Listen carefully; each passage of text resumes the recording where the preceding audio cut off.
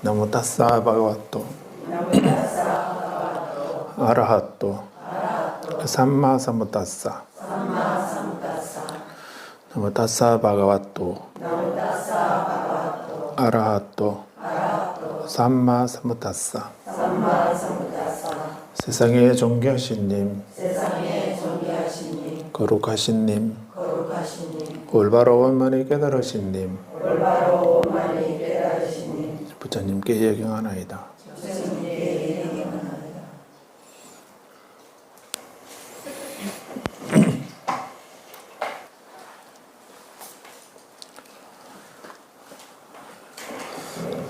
고신과 법문의 작은 경,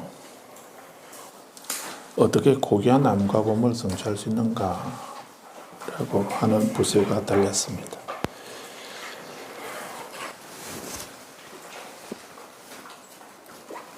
암과 범이라고 하는 건 냐나 다사나라고 하는 이런 말인데, 아는 것하고 보는 것, 암과 범, 지견이라고도 번역을 하고, 그래서 이것을 암과 범을 뜻으로 번역하면 깨달음이다라고 이렇게도 할 수 있습니다.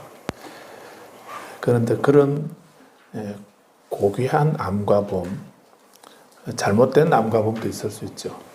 그런데 고귀하고 올바르고 바른 암과 범, 그런 고귀한 암과 범을 성취하는 것, 그것이 우리들의 수행의 목적이기도 합니다. 수행을 하는 것은 고귀한 암과 범을 이루기 위해서 하는 거다라고 할 수도 있고, 그런데 그러한 고귀한 암과 범을 성취하기 위해서 출가도 하고 수행도 하고 공부도 하고 이렇게 하는 것인데, 그래서 이것은 이제 누구에게 빌어서 얻어지는 것이 아니다 하는 것도 알 수 있고, 또 우리가 출가만 하면 이 고귀한 암과 범을 성취하는 것이 보장이 된다든지 이렇게 하는 것도 아니다 하는 것도 알 수가 있습니다.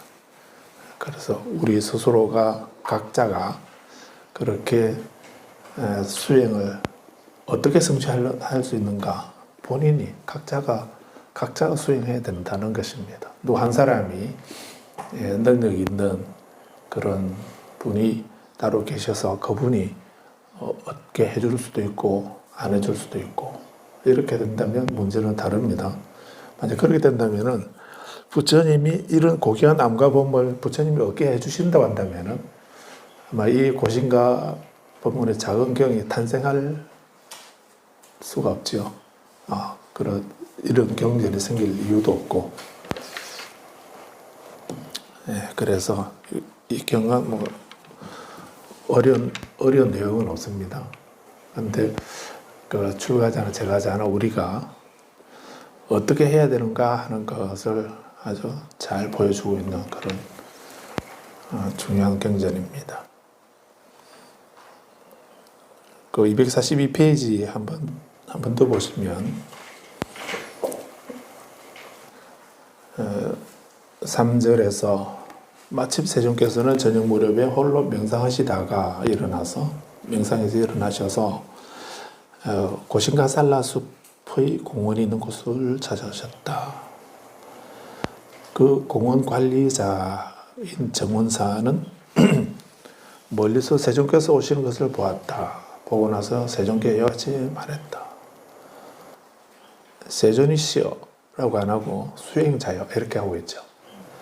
그래서 부처님이신데 이 정원사가 수행자여 이렇게 말한 것은 그 부처님 일상적인 그 모습, 우리가 부처님을 자세히 보게 되면은 그 신체적으로 우리가 밖으로 드러나 있는 우리 눈으로 확인할 수 있는 그런 신체적인 특징, 라크샤나 이렇게 말하는 신체적인 특징이 32가지가 있다라고 이렇게 해서 30 이상 이렇게 하죠.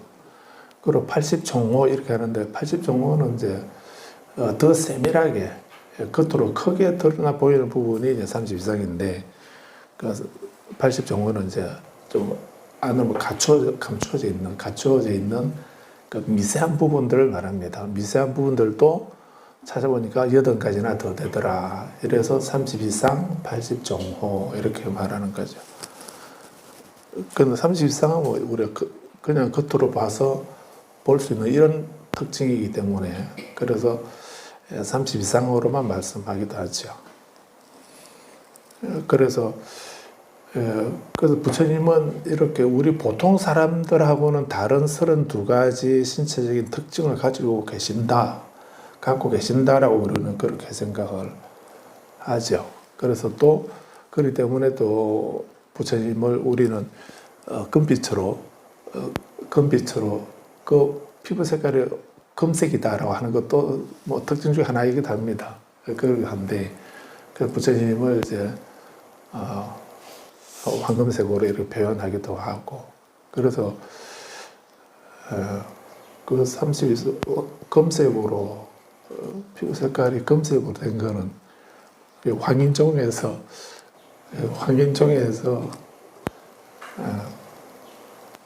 뭐 얘기하려고 그러는 거지.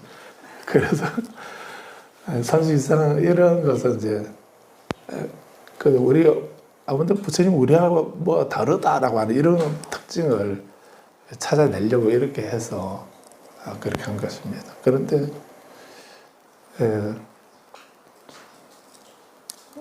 부처님이 되시고 난 뒤에 아무튼 이렇게 부처님이 법문을 하고 교화를 하시고 유행을 하시고 다니셨는데 그러신데도 불구하고 전혀 지금 그 명상에서 일어나셔서 그 시자도 없이 혼자 가신 거죠.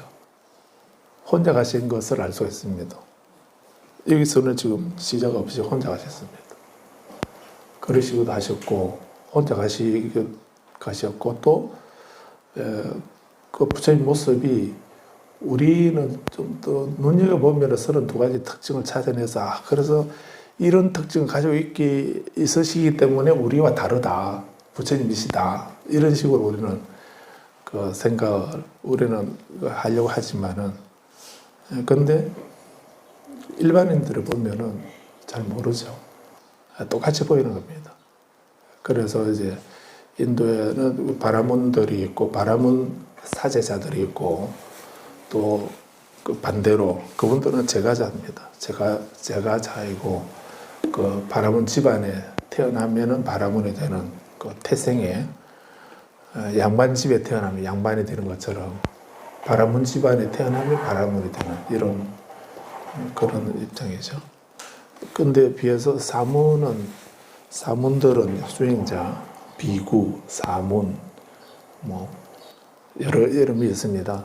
이런 분들은 다 출가자들을 말하고요. 계급에 상관없이 어떤 계급이라도 집을 떠나서 그 집에서 집 없는 곳으로 출가했다 이렇게 표현되죠. 집에서 집 없는 곳으로 출가했다라고 경전에 저희 경전에는 그런 표현을 많이 하고 있습니다.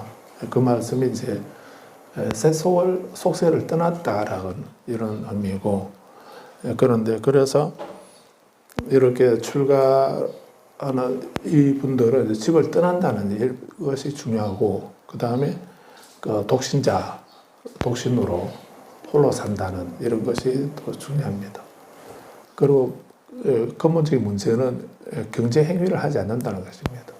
어떤 생산적인 그런 활동을 하지 않는 그런 분들 오로지 그 수행만 하는 글쓰기를 하면서 수행만 하는 고행만 하는 그런 사람들을 이제 밥을 얻어먹으면서 살아간다라고 해서 비구라고 이렇게 했고요. 또 힘들고 어려운 것을 참고 견디면서 살아간다라고 이렇게 해서 사문이라고 이렇게 했던 거고. 또 둔세자, 세속을 떠났다라고 해서 둔세자라고도 하고.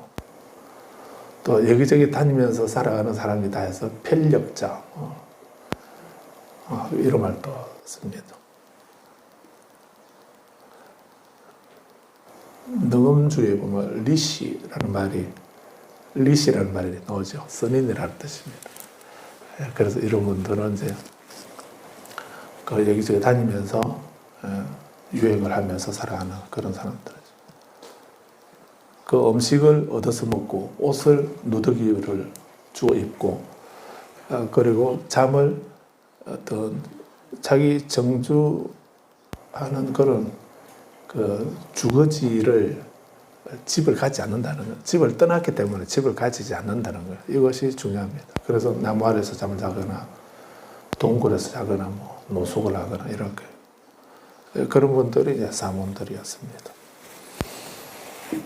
그래서 이분들의 사상은 다릅니다.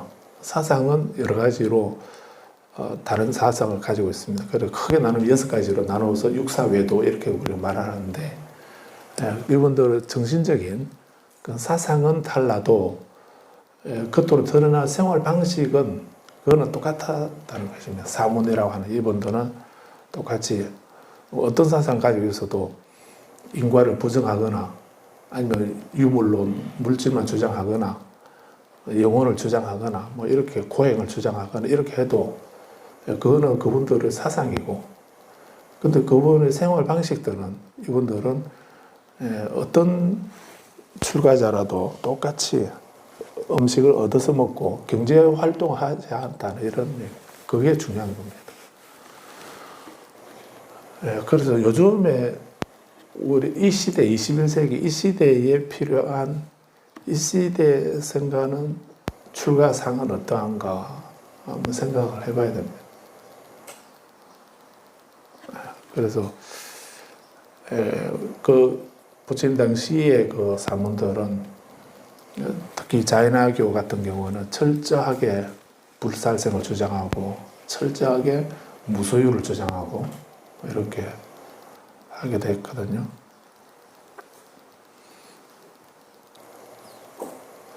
그런데 불교는 법정 스님께서 무소유라고 하는 그런 수필집을 쓰시기도 하셨지만은 무소유가 불교의 근본 사상이가 그런 건 아닙니다. 불교는 무소유를 철저한 무소유를 주장하는 거 그건 불교가 아닙니다. 사실은 불교가 아니고요. 그 불교는 무소유를 주장한다기보다도 오히려 달리 말하면은 무주상을 주장하지. 무주상을 말씀하시지 무소유를 주장하죠. 무소유는 어떤 것도 소유하지 않는다는 걸 말을 하는 거고 불교는 무주상을 주장합니다. 보시를 해도 무주상 보시를 하라고 이렇게 하지 않습니까? 그래서 그것을 소유하는가 소유하지 않는가 이것이 문제가 아니고 소유하지 않더라도 소유가 많거나 크거나 작거나 뭐 이게 문제가 아니고 거기에 머물지 않고 집착하지 않고 거기에 만족해하는 마음을 갖는가 못 갖는가 그게 중요하죠. 그래서 오유지족이라고 나는 오직 만족할 줄 안다 이렇게 할 때 만족한다는 거 그 만족할 줄 알면은 그건 불자고요. 안 가지고 있으면서 뭐 가지고 있는 건 없지만은 가지고 있는 것은 없지만은 늘 갈망하는 동경하고 갈망하고 이렇게 하게 되면 그건 불교 수행 아니죠. 그래서 이 망갈라수타에다 보면은 분수에 맞는 곳에서 살고 일찍이 공덕을 쌓아서 스스로 바른 서원을 하는 것 그것이 위없는 행복이다. 부처님은 분수에 맞는 곳에서 살아라고 이렇게 사는 거라고 했지 않습니까? 그럼 우리는 모든 것을 다 버리고 소유하지 말고 버리는 아무것도 소유하지 않는 그는 철저한 무소유의 삶을 살아라. 다 버리고 내려놓고 버리고 하는 이런 삶을 살아라. 이 말씀 아니고요. 자기 분수에 맞게 분수에 맞는 삶을 살고 공덕을 쌓는 삶을 사는 거. 그래서 그걸 소유하는가 소유하지 않는가 문제가 아니고 거기에 집착하는가 매여 있는가 매여 있지 않는가 그것에서 만족해하는 지족 만족하는 그런 마음을 갖는가 안 갖는가 이게 중요한 거예요. 그게 불교하고 자인학교나 다른 외도들하고 차이는 거기에 있다라고 이렇게 보셔야 합니다. 아무튼 여기서 중요한 거는 이 정원사가 부처님을 세존이시여 이렇게 말씀 안 드리고 수행자여 이렇게 불렀다는 이 얘기는 우리는 두 가지를 생각할 수 있습니다. 하나는 이 정원사가 불자가 아니다 하는 걸 알 수가 있고요. 불자가 아니기 때문에 이제 그냥 수행자여 집을 떠난 사람을 통칭하는 말이 사문이니까 사문이여 수행자여 이렇게 부른 거죠. 그래서 이분이 아직은 불자가 아니었구나 하는 걸 알 수가 있고, 그러니까 불자가 아니기 때문에 부처님인지 그냥 단순한 출가자인지 이거를 몰랐다는 이런 얘기입니다. 우리는 부처님은 30이상 80종을 가지고 계신 분이다라고 이렇게 일단 그 외모에서 그런 부처님의 아우라가 있기 때문에 그렇다고 누가 보기만 하면 그냥 부처님의 방광을 하시고 온 세상이 훤하고 뭐 이렇게 그런 식으로 우리는 생각하기 때문에 부처님 뵙기만 하면은 저분은 거룩하신 부처님이시다 하는 이런 것을 알 수 있을 거라고는 생각하지만 근데 부처님께 귀하지 않는 사람에게는 그런 모습이 안 보이는 거죠. 그래서 이번은 수행자여 이렇게 불렀다는 말은 아직 불자가 아니야 부처님에게 귀한 불자가 아니었다 하는 걸 알 수 있고 또 하나는 부처님이 겉으로 외형적으로는 전혀 다른 차이 우리와 일반 수행자들과 전혀 다르지 않았다는 그런 것을 알 수가 있습니다. 그러니까 부처님이 나에게는 사권이 없다 이렇게 말씀하셨다고 하죠. 사권, 서성의 주먹. 그거는 두 가지 의미가 있는데요. 나에게는 사권, 서성의 주먹이라는 것이 없다 하는 이 말은 나는 어떤 가르침에 어떤 것도 숨기지 않고 다 가르쳤다, 다 보여줬다 하는 이런 것을 의미하는 것이기도 하죠.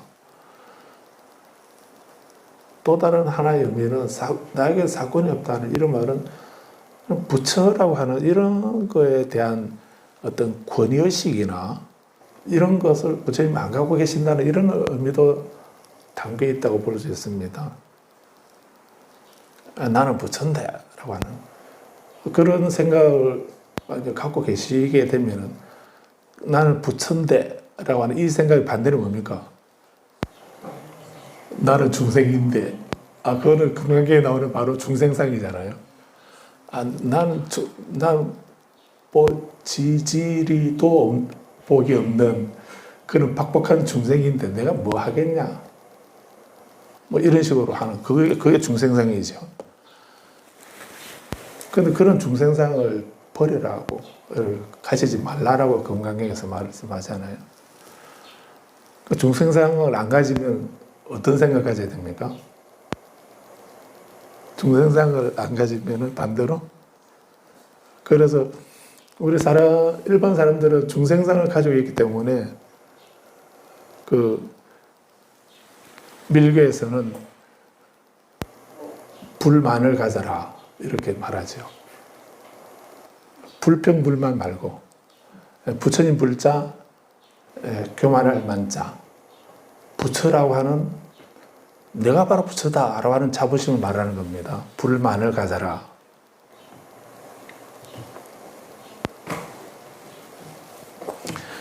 불만을 가져라 이렇게 말합니다.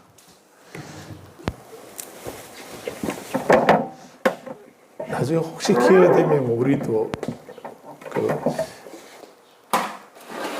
좀 큰 스님을 림포체 큰 스님을 모셔서 우리 법당에서 또 한번 관정을 받으면 좋겠다 싶은데요.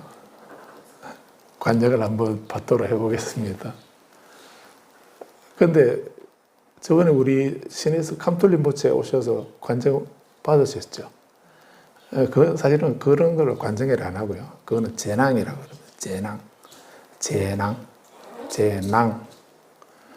재낭이라 하고 그거는 그냥 수행할 수 있도록 하는, 수행을 허락하는 뭐 그런 입문식 같은 뭐 그런 것이라고 할 수 있습니다. 재낭이라고 합니다. 형식은 똑같은데, 근데 이제 관정을 주게 되면, 이제 관정을 줄 때는 이제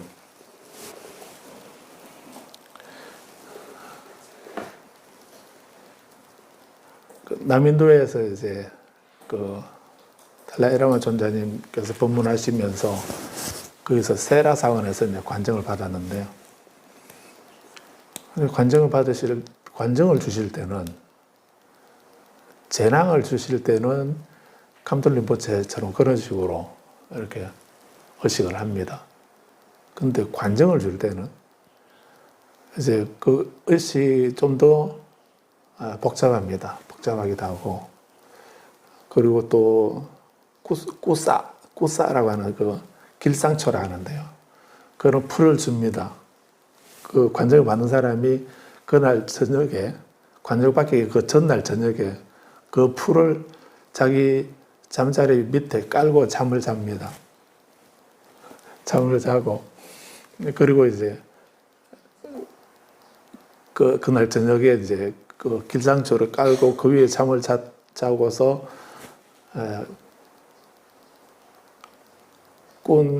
꿈을 얘기를 해줘야 됩니다. 꿈을. 그 꿈을 이제 어떤 꿈을 얻었는가, 그거를 이제 관정을 주는 분에게 이게 말씀을 드리게 됩니다. 그 꿈이, 그거는 좋다 나쁘다는 이런 것이 아니고, 그 꿈이 그 사람이 앞으로 어떤 수행을 하고 어떤 보살행을 하게 될 건지 하는 것을 미리 보여주는 겁니다. 그래서 스승은 그 꿈을 딱 들어보고 얘에게는 이런 길이 필요하다 하는 것을 아시고 거기에 따르는 합당한 이제 수행 방법도 주시고 또 거기에 맞는 법명도 이제 지어주고 이렇게 하거든요. 그렇게 합니다. 그리고 이제 의식을 쭉 하시다가 이제 마지막에 이제 법명을 내려주실 때 밀호를 준다 이렇게도 말하는데요. 법명을 내려주실 때는 존자님 이 법상 위에 올라 앉으셔서 이제 관정 의식을 하시다가 그거를 법명을 이제 내려주실 때는 존자님 일어서십니다. 그 높은 데서 다시 또 일어서셔서 그래서 이제 말씀을 하시거든요. 그 모습은 선언하는 겁니다. 너는 이제부터 그 불자로서 부처이다라고 하는 것을 선언해 주는 것입니다. 선포하고 선언하는 것입니다. 그래서 일어서셔서 사자후 하듯이 너는 이제 중생이 아니고 이제는 부처다 라고 하는 자부심을 가지고 수행해라 하는 이런 의미로 선언을 하시거든요. 그래서 되게 감동적입니다. 그런데 몇백 명이 한꺼번에 받으니까 별로 그 감동이 덜하기도 하겠지만 근데 그 받는 사람은 옆에 사람은 안 보이죠. 자기 혼자만 자기가 1대1로 받는다고 생각하면 되는 거니까. 그래 이제부터는 너의 바즈라 라마, 바즈라 나마, 금강의 이름은 금강 반야의 이름은 무엇이다라고 이렇게 선언을 하시면서 그거는 성불할 때 이름이거든요. 부처의 이름이죠. 그래서 불명이라 합니까?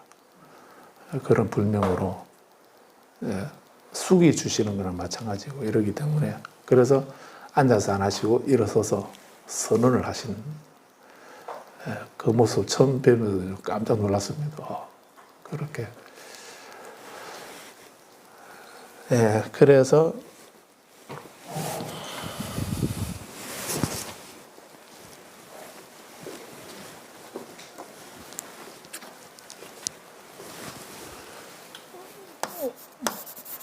불만을 가져라라고.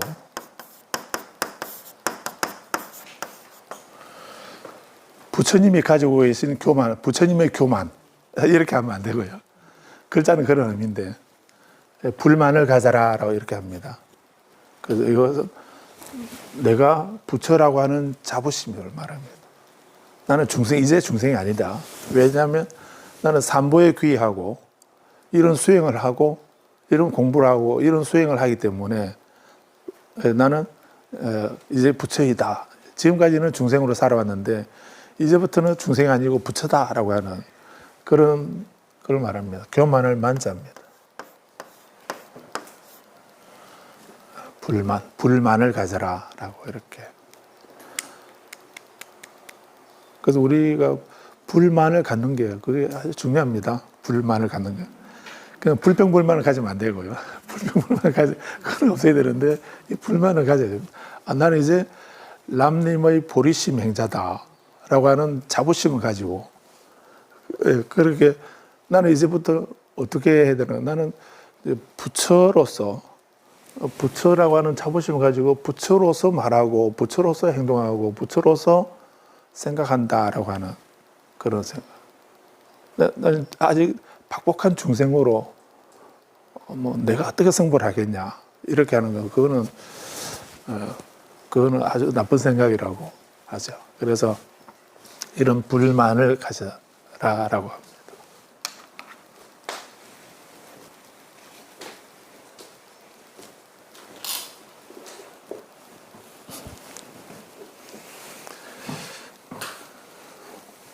저도 다시 얘기하면은 불만을 가지고서 하는 그런 수행을 이제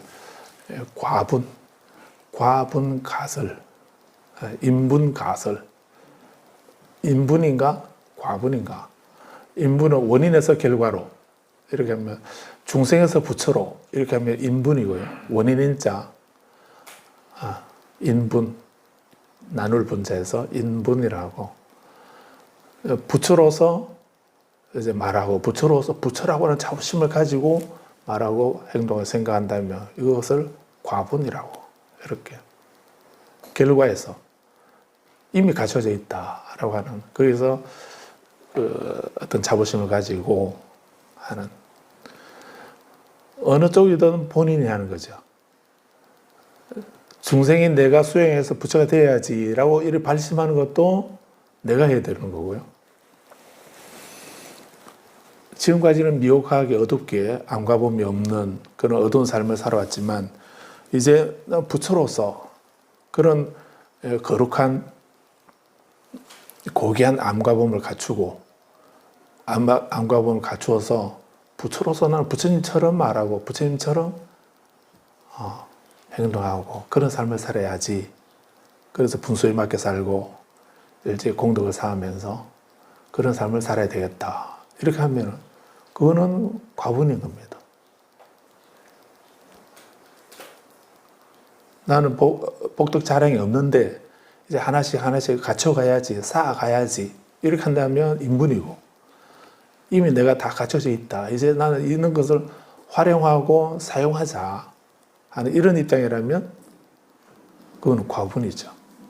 인분이든 과분이든 결국 그 행은 누가 해야 되는 거야? 내가 해야 되는 거잖아. 다른 사람 대신 해주는 것이 아니고 내가 한다는 이런 입장에서는 같은 것이다 라고도 할 수 있습니다. 얘가 좀 비약되는데 아무튼 여기서 이거 아주 놀라운 부분입니다. 수행자여 이 숲에 들지 마십시오.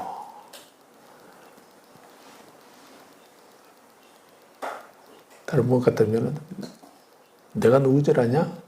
이렇게 막 했을 텐데 그런데 부처님은 이런 말씀 들으면서 전혀 그런 데 생각 안 하시죠. 여기에는 자신을 여기 왜 들어오지 말라 했나요? 아주 재미있는 표현입니다.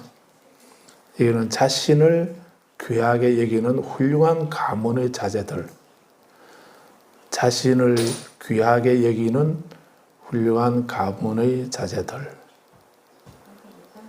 누굽니까? 불자들이죠. 불자들은 자신을 귀하게 여기는 자신을 귀하게 여긴다는 이 말을 다른 말로 좀 다른 한문으로 표현하면 유아독존이죠. 천상천하 유아독존 이 말 아닌가요? 천상천하 유아독존은 내가 귀하다는 겁니다. 내가 귀한 거지 다른 게 귀한 게 아니고 내 자신이 내가 홀로 존귀하다, 귀하다 하는 이런 말 아닌가요? 천상천하에서 내 자신이 가장 귀하다 라고 여기면서 살아가는 훌륭한 가문, 그 부처님의 집안. 이 부처님 집안을 불종성이라 이렇게도 말합니다. 불종성. 종성이라면 성성자 써서 성시성자를 써서 불종성 이렇게도 말합니다. 부처님의 가문, 부처님의 집안, 그 훌륭한 가문, 부처님의 훌륭한 가문의 자제들, 제자들 세 사람이 살고 있습니다. 그들을 불쾌하게 만들지 마십시오.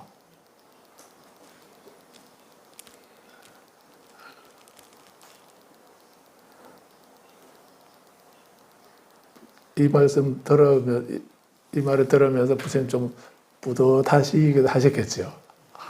부처님 제자들은 다른 사문들은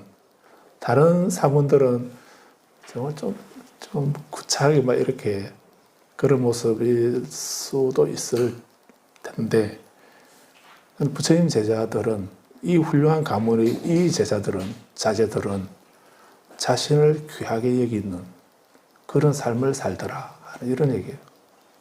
그렇죠?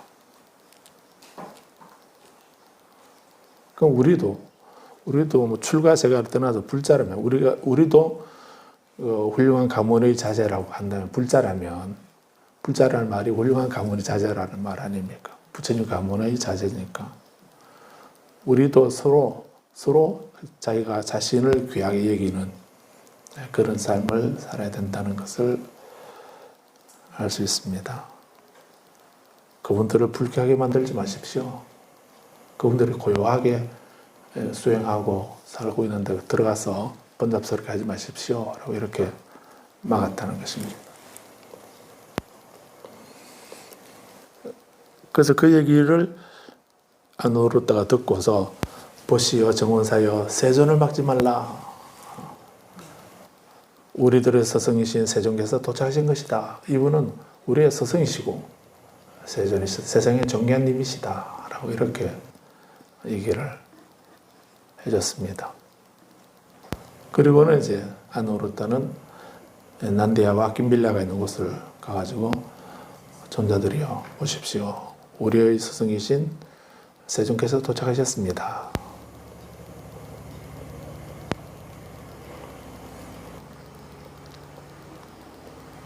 그래서 이 3, 4절은 다시 한번 생각해 보시기 바랍니다. 그 나머지는 또 봤던 부분이고요. 지나가서 245페이지 13번째 그 세존이시여 저희들은 몸은 다르지만 마음은 하나입니다. 내가 나의 마음을 버리고 이 천자들의 마음을 따르면 어떨까라고 생각하면서 저는 제 마음을 버리고 이 천자들의 마음을 따랐습니다. 저희들의 몸은 셋으로 서로 다르지만 마음은 하나입니다. 이렇게 난디아도 말씀드리고 똑같이 말씀드리고 김빌라도 이렇게 같은 얘기를 부처님께 말씀을 드리고 있죠. 그래서 우리가 한쪽만 이렇게 생각해도 다툼은 줄어지죠. 다툼은 줄어질 겁니다. 그런데 전체가 다 그런 생각하게 되면 거기에 평온과 화합과 융화, 화합과 평온 그것이 존재하게 되죠.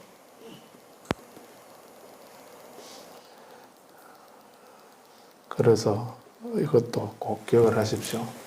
내가 나의 마음을 버리고 이 존재들의 마음을 따르면 어떨까라고 주대 없는 거하고 다르죠. 주대 없는 거, 비굴한 거하고는 다르죠. 그거하고는 다른 것입니다. 그래서 저희들의 몸은 다르지만 마음은 하나입니다. 라고. 13번째, 세준이 씨. 이와 같이 저희들은 화합하고 서로 감사하고 다투지 않고 우유와 물처럼 융화하며 서로 사랑스러운 눈빛으로 지내고 있습니다. 어떻게 화합하는가? 어떻게 화합할 수 있는가? 서로 그렇게 화합할 수 있는 것이 서로 이런 마음이 없으면은 화합이 안 되는 거죠. 그래서 똑같이 다 같이 이런 마음을 가질 때 비로소 우리는 화합할 수가 있는 것입니다. 한 사람 한쪽만 그런 생각하는 것이 아니고 같이 그런 생각을 할 때에 그래서 우리가 서로 공감한다고 하는 것이 그래서 필요한 것이 중요한 겁니다.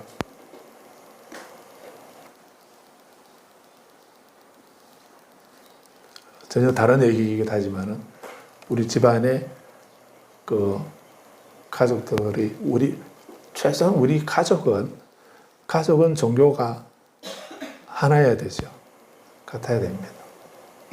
불교면 불교, 뭐 기독교면 기독교 이렇게 또 무종교면 무종교 이렇게 같아야 되는데 서로 다르면은 화합하기가 되게 힘들죠. 힘듭니다. 평소에는 뭐 별로 못 느끼는데 어려운 문제 생기거나 중요한 문제 이럴 때는 서로 화합하기가 힘듭니다. 생각이 다르기 때문에. 그래서 내가 나의 마음 버리고 존재들의 마음을 따르면 어떨까라고 하는 이런 생각을 하면서 그렇게 서로 공감하고 공유하게 될 때 그럴 때 화합이 가능한 것이죠. 그래서 안 울었다는 자신 있게 말씀드리고 있습니다. 저희들은 화합하고 서로 감사하고 왜 감사하죠? 자기 마음을 내려놓고 존재의 마음을 따르기 때문에 자기 마음을 내려놓고 상대방의 마음을 따르면서 상대를 존중하면서 그래서 늘 감사합니다. 덕분입니다. 고맙습니다. 이런 마음을 가지고 있으니까 다툴 일이 있겠습니까?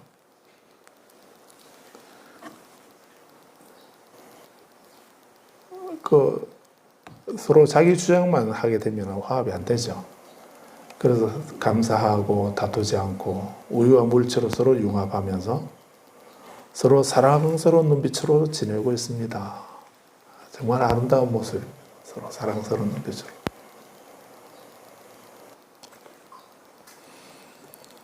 훌륭하다 안 울었다요. 훌륭하다 안 울었다요. 안 울었다요. 그대들은 참으로 방해를 하지 않고 열심히 정진하고 있는가? 두 번째 문제입니다. 그래서 우리가 출가자들이 우리는 별로 크게 어렵게 생각이 안 들지도 모르는데요. 인도에서 이 화합한다는 것은 정말 어려운 겁니다. 어렵습니다. 왜 그러냐면 철저한 계급 사회이거든요. 그 카스트라고 하는 이런 계급이 나눠져 있고 하는 그런 요즘에는 그런 카스트보다 더 파워 있는 신이 있어가지고요. 그 신의 위력 때문에 지금 카스트가 조금 이제 위아래가 좀 바뀌어 가기도 하고 별로 이제 그렇다고는 하는데 그게 어떤 신입니까? 머니 신입니다. 그 머니 신으로 돈 신이 이제 그 릭샤입니까? 릭샤라고 했죠. 예. 그런 걸 타고 다니고 이렇게 그런 운전하는 사람은 택시도 아니고요. 오토바이 같은 거를 조금 개조해가지고 사람 앉도록 만들어서 이렇게 하는 그런 거니까. 그 운전하는 사람은 그 사람들은 뭐 하층민 중에도 하층민이거든요. 카스트를 보면은. 그런데도 그 사람들이 되게 좀 그렇게 보여도요. 돈을 가지니까요. 이 사람들이. 그것도 한번 대모해버리면은, 우리 뭐 운영 안 할래? 이렇게 하게 되면, 그건 또 본 계급에 있는 사람들도 뭐, 어떻게 이동하겠어요? 뭐 신통력이 다 있는 것도 아니고요. 그래서 지금은 조금 달라지고 있다고 합니다. 그런데 아무튼, 그런 바라문들은 자기들 바라문 계급 성스러운 피, 그 바라문 계급 그 종족들만 자기들끼리만 이렇게 있으니까 뭐 별로 다툴 일이 없지요. 그런데 그 왕족이나 무사나 평민이나 노예나 다 머리 목욕탕 가시면 표가 나던가요? 그런데 똑같이 머리 깎게 되면은 머리 깎고 지금 부처님도 지금 왕족이시고 부처님이신데도 정원사가 볼 때는 부처님을 안 보이죠. 똑같이 보이니까 똑같이 머리 깎은 사람으로 이러보니까 사문이요 뭐 이렇게 말하지 않습니까? 수행자라고 이렇게 바로 부르지 않습니까? 그런 것처럼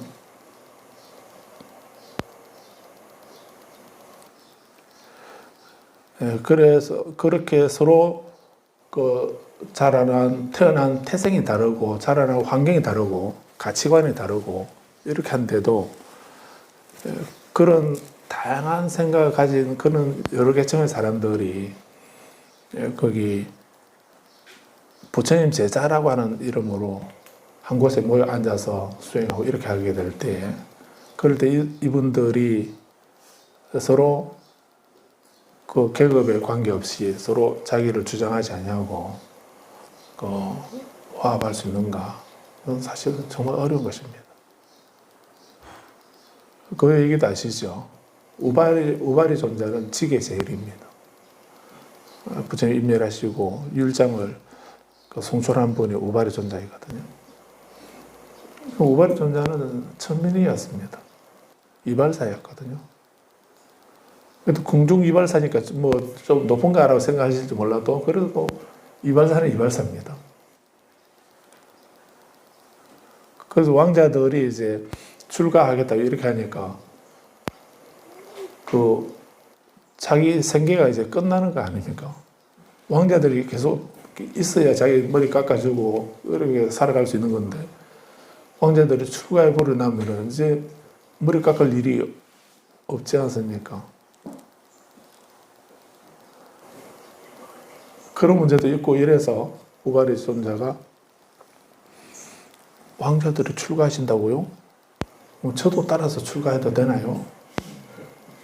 이렇게. 그러면 계속 출가해가지고 스님이 머리 깎아주려고 출가한 건 아니죠. 저도 출가할 수 있습니까? 출가할 수 있지. 출가할 수 있다고 얘기를 합니다. 근데 그 얘기를 듣고서 이제 아난다 존자가 이제 부처님을 찾아가지요. 저희들이 출가를 하려고 하는데, 왕자들이, 서가족 왕자들이 출가를 하려고 하는데, 지금 이발사 우팔리가 지금 출가하려고 합니다.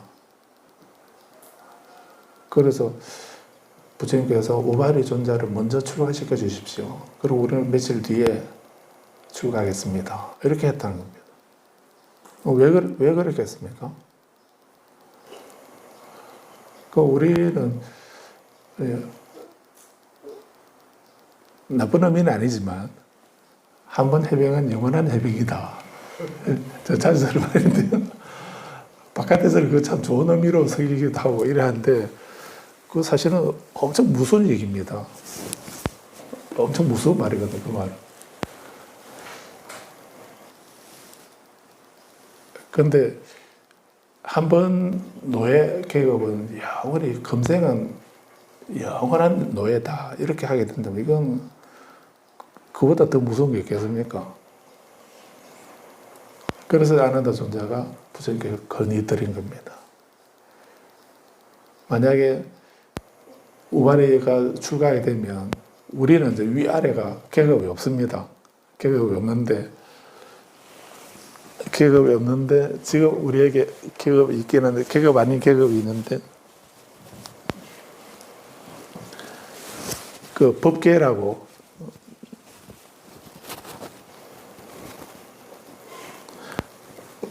법계라고 우리 계급은 아닌데요. 그 우리는 여기 저 가사에다가 어떤 계급인가라고 써놨습니다. 그 다행히 불자님 눈에 안 보여서 다행인데 가사에다가 지금 종단에 이렇게 하라고 지금 정해놔가지고요. 종단 로고하고 조형 로고하고 제 이름하고 저는 계급 종단에서 계급이 어느 정도 되는가 하는 걸 갖다가 이렇게 그 네 가지 계급이 있거든요. 예. 그래서 궁금하신가요? 전혀 안 궁금해 하시는 표정이 그래서 말씀을 안 드리겠는데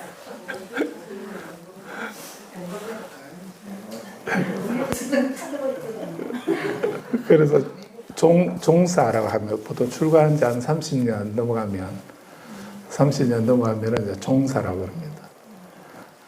예. 견덕, 대덕, 중덕, 대덕, 종사, 대종사 이렇게 하거든요.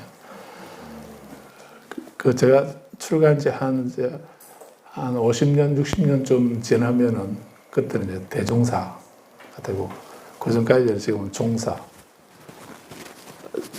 종단의 스승이라 이 말인가요? 종단의 스승이라는 걸 종사 이렇게 하고 있는데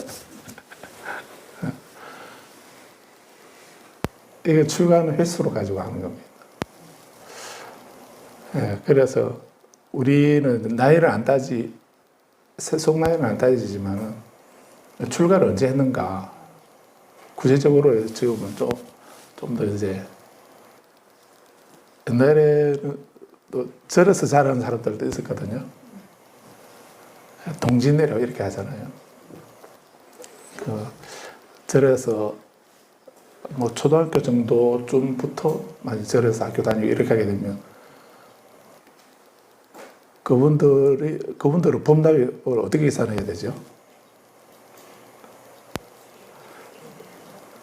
그러면 절에서 지낸 횟수 그거를 하게 되면은 나이는 새파랗게 젊은데 법납 엄청 높으니까 몇 위자로 올라가야 되잖아요. 그래 해도 되는 건데 계속 그래 해오다가 좀 안 맞는 겁니다. 나이가 많으신데도 법납이 적으니까 아래로 내려가야 되고요.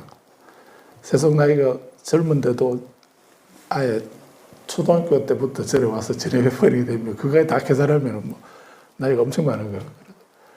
그래서 지금은 이제 그 출가한 횟수를 안 하고 비구계를 받은 횟수를 환산합니다. 법납은 비구계를 언제부터 받았는가 이렇게 해서 이제 법납을 환산하고 있죠.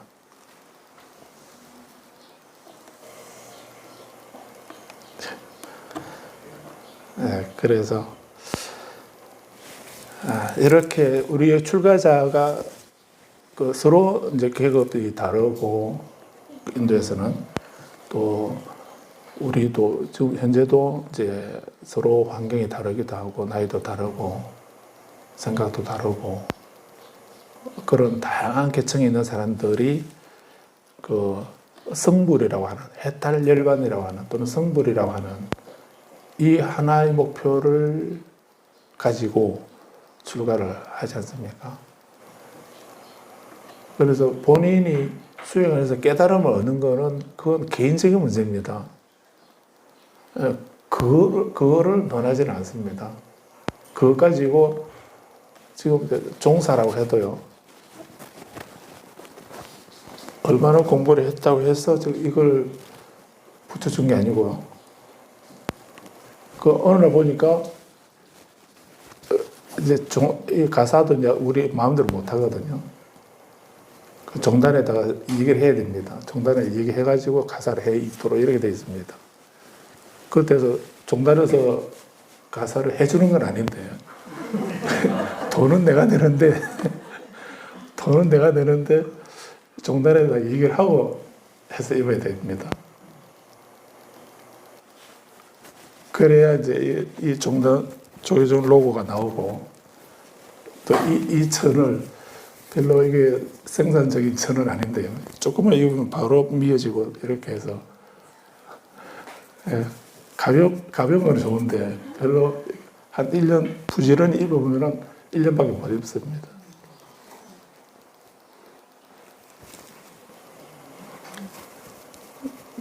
그래도 이 마커가 들어간 옷을 입으려고 그러면은 종단에 신고하고 입어야 돼요. 제한을 두지는 않지만 얘기를 해야 됩니다. 관리를 하고 있습니다. 몇 년도에 옷을 해 입었다 하는 기록, 이런, 그게 중요한 건 아닌데, 아무튼, 그래서 이렇게, 우리가 출가해서, 출가자들이, 본인이 수행을 해서 어떤 깨달음을 얻고 하는 이런 거는 2차적인 문제고요. 그거는 개인적인 문제이고, 종단이나 성단이나, 이 전체적으로 볼 때는 그게 문제가 아니고, 그래서 우리가 서로 그런 생각을 가지고 출가를 했다 하더라도 그런 사람들이 어떤 삶을 사는가, 서로 화합하고, 감사해야 하고, 다투지 않고, 우유와 물처럼 융화하면서 서로 사랑스러운 눈빛으로 바라보면서 지내는 그렇게 청정하고 화합한 삶을 사는 거. 이건 뭐 다른 사람이 어떻게 해줄 수 없는 우리 모두가 각자가 해야 될 이런 부분 아닙니까?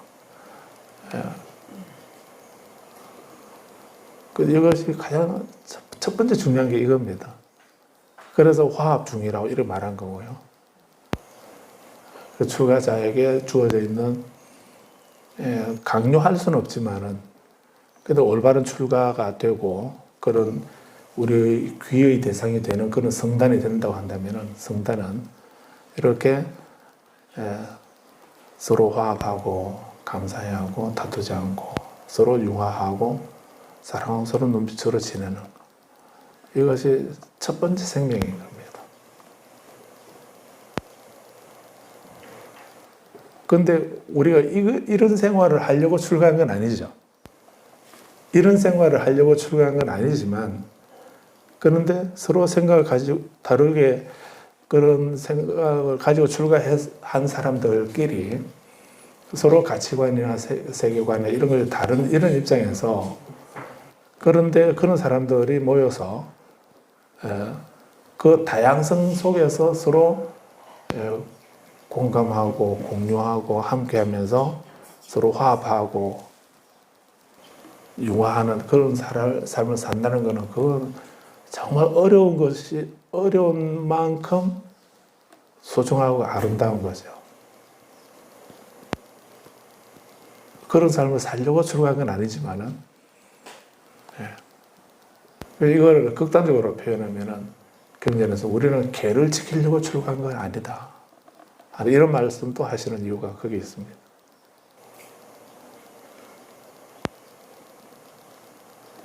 그런데 두 번째 부처님은 중요한 질문을 하신 것은 14번째 절에서 우리들에게 출가자에게 두 번째 중요한 거, 첫 번째 서로 화합한 거, 이건 정말 중요한 거고요.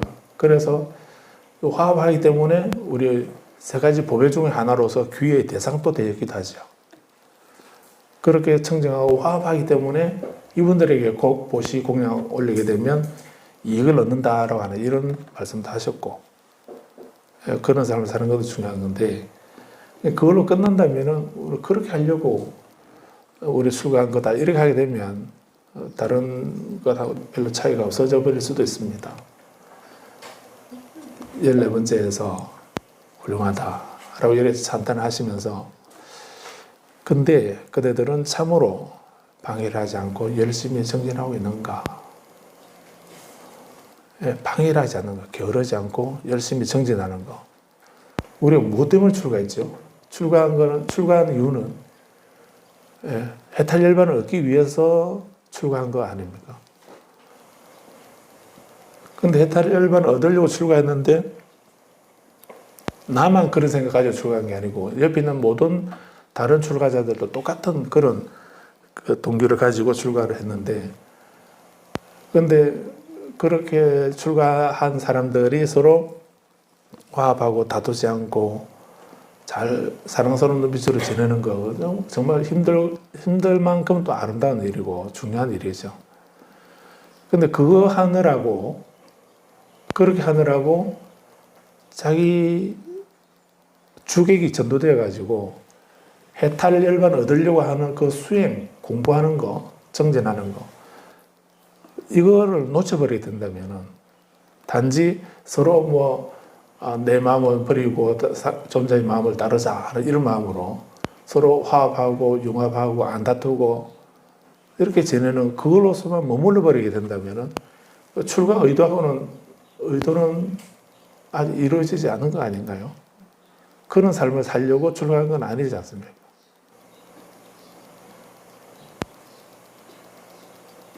이해가 됩니까? 그래서 방해를 하지 않고 열심히 정진하고 있는가?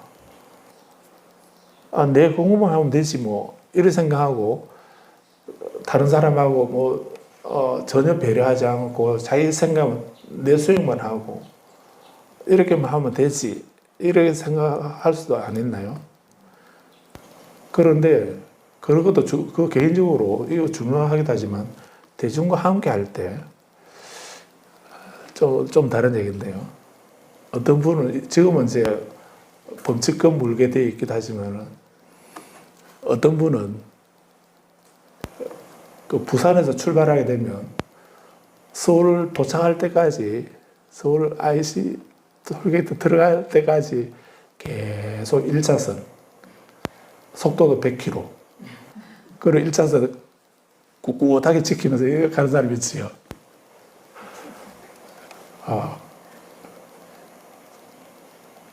그 어떤 여사라고 그러긴 하던데.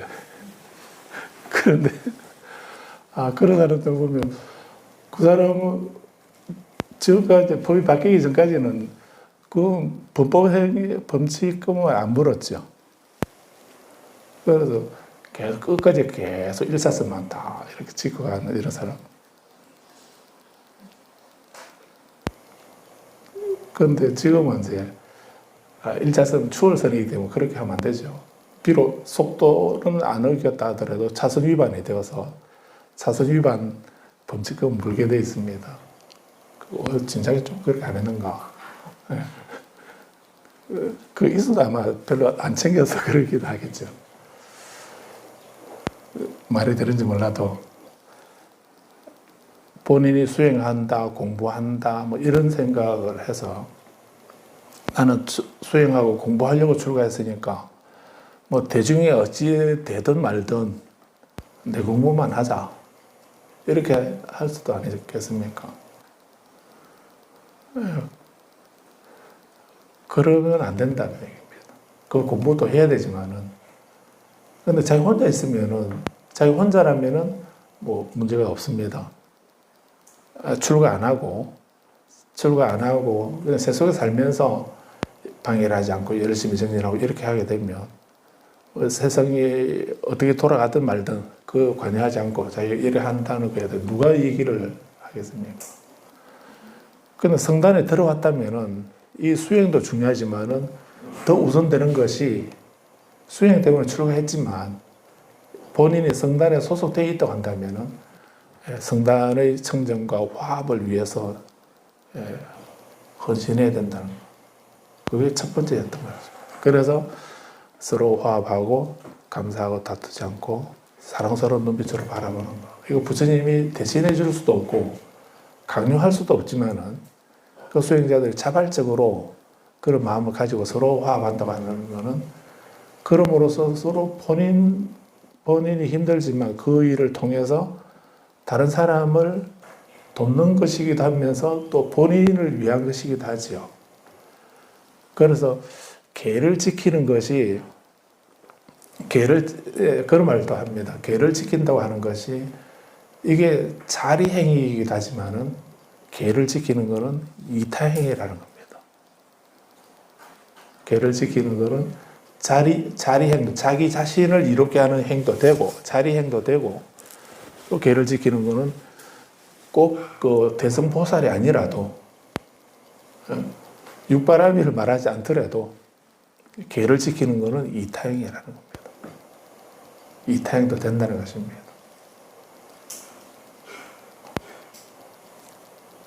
그래서 계를 지키는 건 소승이라고 이렇게 하면 안 되는 겁니다. 계를 지키는 건 이타행입니다. 자기를 보호하기도 하고 상대를 보호해주는 것도 되는 것입니다. 그래서 부처님 아주 중요한 말씀을 그들은 참으로 방해를 하지 않고 열심히 정진하고 있는가 이렇게 하죠. 게으르지 않고 정진하기 때문에 불교를 수행의 종교다라고 하신 이유도 여기 있죠. 그래서 14번째 말씀 드리면서 너무 시간 많이 빼앗겼는데 아무튼 오늘 두 가지 기억을 하십시오. 우리가 성단에 출가자들은 또 나도 어떤 신도증을 가지고 불자라고 내가 한다면은 내가 불자가 아니라고 한다면은 내가 어떻게 살든 누가 말을 하지 않겠지만 내가 이미 불자라고 내가 선언을 했다면은 불자라고 하고 그래서 초발집 자경문에 참배청중인데 이런 말이 있죠. 참배청중. 청정한 대중과 함께 했다면 청정한 대중 속에 내가 들어갔다면 이런 말이거든요. 참배청중인데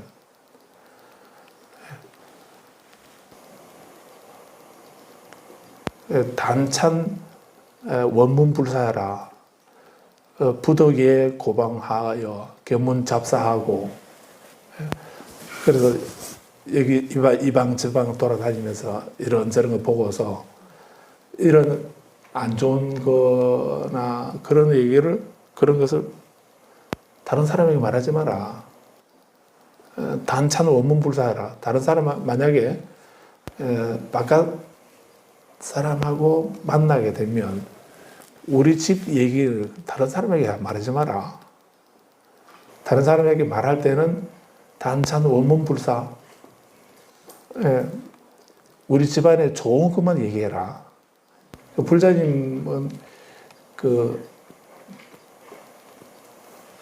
강아지 모임이나 이런 데 모이게 되면 무슨 얘기 하십니까?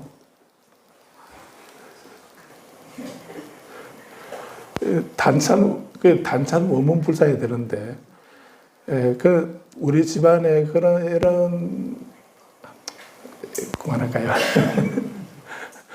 그래서 집안에 좋은 것만 얘기해라.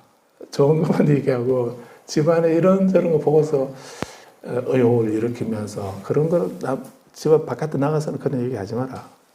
이런 말씀이 개초심하기 문에 그런 말씀이 있습니다. 그런 것처럼 그래서 우리 성단에 내가 불자라고 한다면 불자로서 서로 진리의 도반으로 서로 가족으로 생각하고 서로 내 마음을 내려놓고 상대의 마음을 따르면서 그렇게 서로 화합할 수 있는 그런 마음을 갖는 것이 중요하고 그리고 내 자신의 이익을 위한 그런 수행을, 그런 기도, 그런 수행을 방해를 하지 않고 열심히 정진하는 이런 거는 두 번째여야 된다는 것입니다. 첫 번째는 내가 그 소속된 것에 대한 그 단체에서의 화합, 정정과 화합 이것이 중요하다 하는 것을 말씀하고 계십니다. 그래서 방해를 하지 않고 열심히 정진하는 것, 개인적인 문제입니다. 그런데 우리는 대를 위해서는 소를 희생하라 이런 얘기도 들어보셨죠?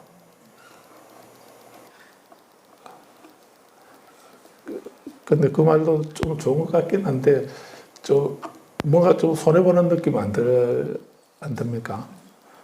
예, 그런 얘기도 있는데, 근데 우리는 그런 걸 떠나서, 예, 그런 의미에서가 아니라, 예, 내가 불자라고 하면은 불자로서 해야 할 거, 먼저 우리 불자들끼리, 예, 불자들끼리 서로 화합할 수 있는 그런 것이 필요하고, 두 번째, 내 개인을 위한 그 수행이나 정진은 게으르지 않고 열심히 하는 것, 이런 것이 중요하다 하는 것을 여기서 말씀하는 걸로 보실 수 있습니다. 그러니까 아누르타는 저희들은 틀림없이 방해를 하지 않고 열심히 정진하고 있습니다 라고 이렇게 대답하고 있습니다. 어떻게 정진하고 있는가 하는 그 내용은 이제 길게 말씀하고 계시는데, 그것 중에 단 하나만이라도 그런 것은 개인적인 문제입니다. 그 중에 어느 것이 가장 좋은가 그렇게 나눌 필요는 없습니다. 우리들의 그 인간을 뛰어넘는 상태라고 이렇게 말씀하고 있죠. 여기 과인법이라 이렇게도 말합니다. 과인, 상인법, 한문으로 상인, 윗상자, 상인법이라고도 하고요. 진할과자, 사람인자, 과인법이라고 이렇게도 말합니다. 보통 사람하고는 다른, 범부들하고는 다른, 일반 사람들하고는 뭔가 다른 그런 수행, 그런 법, 이런 것을 과인법 또는 상인법 이렇게 말합니다. 여기서는 초선부터 먼저 말씀하고 계시는데, 이 초선의 단계만 해도 보통 사람들하고는 다른 정신적으로 높아진 그런 단계다 하는 이런 의미이기도 하죠. 그래서 16절부터는 다음에 말씀드리겠습니다. 궁금한 사항이 있습니다. 예. 아까 그 달라이라마 총장님께 감정받으실 때 길삼초를 깔고 주무신다고 그랬는데 스님도 그렇게 하셨는지요? 예. 하셨으면은 꿈은 어떤 꿈을 꾸셨는지요?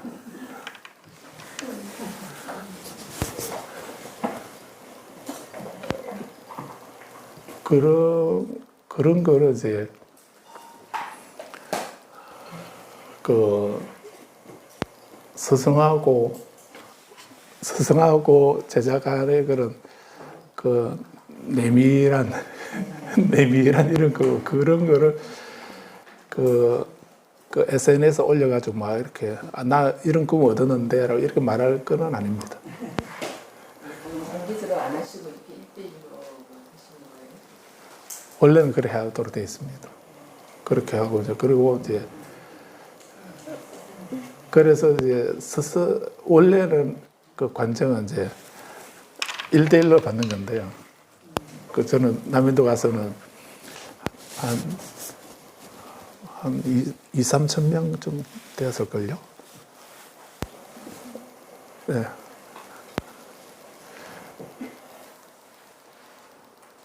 관정을 받고 바깥에 나오니까 뭐 온 동네 붉은 물결이 막 이렇게 한 스님들 한 10,000명 정도 모였는데요. 인도, 네팔, 부탄, 뭐 이쪽에 있는 티베트 스님들은 거의 다 왔으니까 그냥 뭐 몇천 명의 스님들이 법문 듣고 관정받고 뭐 이렇게 하는 그런 것이었습니다. 그래서 그 다음에 이제 그런 관정은 이제 그런 입장에서 주는 관정은 수기라고도 할 수도 있고요. 수기라고도 할 수 있기도 하고, 또 왕이라고 하는 관정이라는 말은 이제 입문식이라는 말이거든요. 허가 관정이라고도 하고, 입문식이라고도 하고, 이렇게 하죠.